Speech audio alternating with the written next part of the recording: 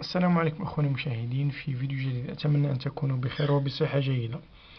اليوم أحببت أن أنقل لكم طريقتي في التعقيم والحفاظ على العش نظيف وبدون فاش. كما نعلم أن الفاش مشكلة كبيرة وعويصة، فإذا كان العش به فاش فاعلم أن الأنثى سوف تترك حضن البيض،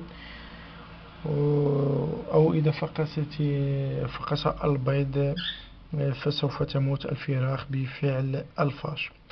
وهذه الطريقة بسيطة وسهلة، نحتاج فقط إلى الثوم وإلى بودرة القمل.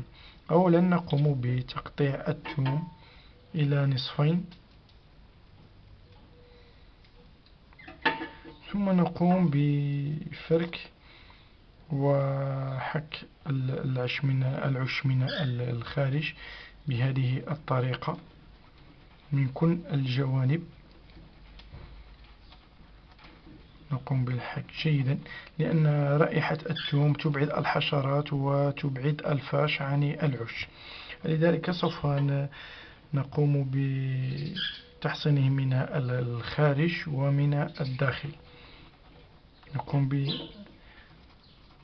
بدلك كل مكان في العش جيدا، وعندما ننتهي نقوم بوضع بودرة القمل داخل العش بهذه الطريقة.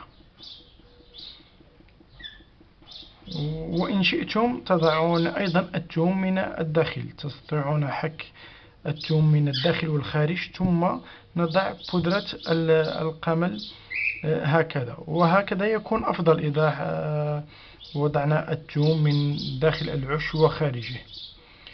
وأتمنى أن تكونوا قد استفدتم من هذه الحلقة، والسلام عليكم ورحمة الله تعالى وبركاته.